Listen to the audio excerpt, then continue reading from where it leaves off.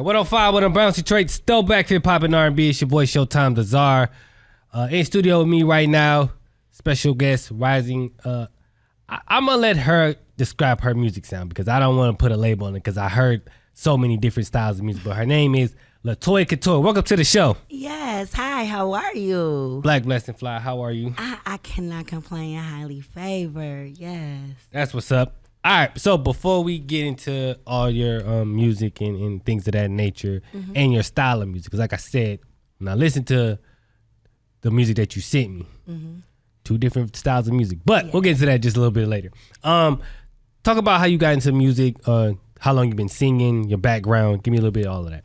Well, I've been singing since I was 6. I started writing music. I really didn't know that I really wanted to be in music like that then, but I kind of just floated into it. My mom passed when I was 6 also, so I think that kind of made that emotion come out for me to be able to write the lyrics. I've been in the studio really probably since about 2010, and that's really when I got serious in it too, and I've been doing it ever since. 2010? Yes. Okay. What made you decide, okay, at this point, was the time I needed to start taking it serious? Well, I was around a lot of people, when I say people like rappers, that said, come on, so you need to come to the studio because I can sing. Gotcha. I started going to Nickel Slick. He's a producer in Detroit. And from there, I just started writing music, getting the experience of being inside of the studio. And then I ventured on to just different groups like Self-Employed, 4/5 Entertainment, and now I'm an independent artist. What made you decide to go independent versus being in the group? Well, I think it was more so like my style of music. I'm not really in one genre. Oh, I'm glad you brought that up. Yes. Now let's talk about that. Yes. You have a unique style. The song Closer. Yes.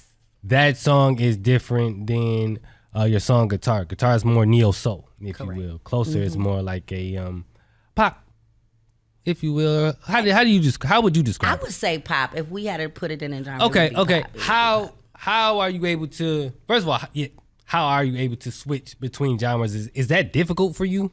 No, I really don't write by the type of music. I write by the energy. So I can hear something and I have the chorus right then, and then I'm writing the song. If I feel it, that's a song, no matter what the beat is. Does that ever get difficult for you for playing in between genres like that? Because most people want to be labeled as R&B artists. That's why I didn't label you anything, because it's so... Actually, it's like a curse and a blessing in a sense. If you look at it like that, the blessing part of it is then that means that someone and everyone will have some part of my album. So it's always something on there for everybody. So that's what I like. I love it. If you had to describe it, how would you describe your style? I would say neo soul. Got you. Definitely neo soul, because I literally write that way. I'm very poetic, and Yes. that's I can really see that. where that is. But I might sing it a little blues. I might sing it a little jazzy, on a rap beat, you know. So it just depends on what I feel when I hear the actual. Who are some of your musical influences growing up?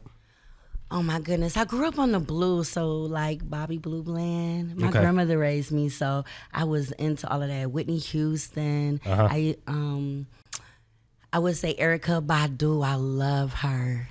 Jill Scott, Lauryn Hill. I definitely grew up on her, so. Definitely, those are my inspirations. You spoke about neo soul. You don't really hear too many neo soul artists nowadays, and one of my personal favorite neo soul artists is Musiq Soulchild.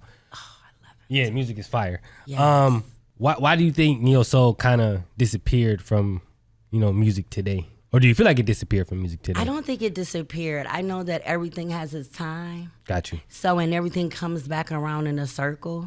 So you just have to be who you are. And what you are, and neo soul is having its comeback. You know what I'm saying? So, a lot of the rap songs have R&B on it. A lot of the rap songs have the neo soul on it because it gives it that touch. So yeah, neo soul is coming back definitely. Yeah. You performed at Backwoods and Bonfires. Yes. How was that?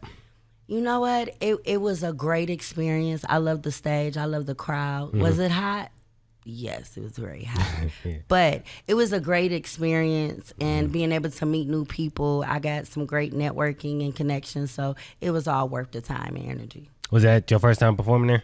Yes, for them, yes. Nice. Would you go back? Yes, I probably would do it differently. I think that some things probably would need to get better when it comes to the business side. But other than that, yes, it's a good place to be. So you've been singing for a while. Yes. What do you say kept you going through the times where you felt like this is moved the way I wanted to move, or it's not doing what I wanted to do? I had to tell myself that this is not the end. You're going to get some no's. You're going to get some disappointments. And I had to really find myself, because a lot of times people want to put you in their genre. They want you to sing a certain way, something that is being heard. And can't do that with you. Yeah. No. So I had to find myself. And once I found myself and stayed Neo, then everything was great. How do you stay authentic in an era where everything is like, you got to go viral? Well, I just be me. I don't worry about whether or not someone likes me or not. I just continue to do, because just like it's a million people that don't like you, it's about another million that does. So, yeah. Tell people about your song, Guitar. How did that song come about? Guitar is definitely a cliche, right? So it's just very clean, but it's very seductive in a way. So it's all about the energy and love that you have with someone else, you know. I'm very deep into what I'm into, and at that point, guitar is my favorite Guitar is my favorite instrument, excuse me. But love is also. So just putting both of those dynamics together, then you get the actual song. Because I only had the chorus. Like I heard the beat, I had the chorus. I went in the studio and just dropped the lyrics and the verses off the top of my head, and I'm very great at that. You seem like a very spiritual person. Is that accurate? Yes. How does that play into your music? I write a lot of my songs. You'll hear a lot of astrology. That's where my new album is coming out August the 22nd, Pisces, which is called The Year of the Pisces. Yes. Got you. Okay, talk to me about that album. That album, of course, it drops on August the 22nd. You really get the authentic me. I get to really show a lot of sides of my talent that I wasn't able to, and I'm very excited about it. I've been talking about this album for about 2 years now. How long you been working on this project?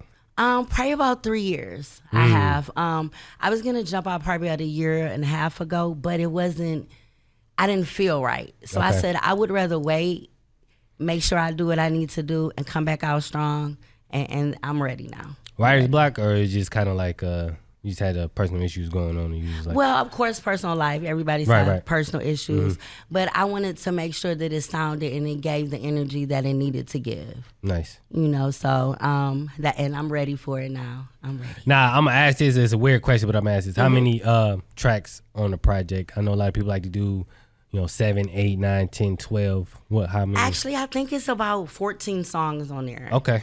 I do have some surprises. I have some interludes, and I also have it touches on some songs on the next album that's on there. Got you. But it's also double-sided, because the Pisces is 2 fish. So I give you the dark side of me, and I also give you the sweet side of me. So you get all those different types. So Toy, like we got Closer and Guitar, they're 2 different things. Yes, they're gonna get that on there for sure. What do you want people to take away from your album? Elevation. Knowing that it's someone else out here that feels the same thing that they feel. Knowing to just keep going. And just inspiration. Just be yourself. Nice. Be yourself. La'Toi Couture, appreciate you for stopping in, talking with me. The album's dropping when? August the 22nd. August 22nd. And tell people where they can follow you out on all your socials. Well, of course, I'm on Instagram. I'm on Facebook. It's my name is La'Toi Couture, and that's LATOICOUTURE. Of course, you can stop by PJP Entertainment, and you can see all of my songs, different information about me, and of course on YouTube. So come on over. La'Toi Couture, Showtime, Lazar. It's 105 on the bounce. Peace. Yay.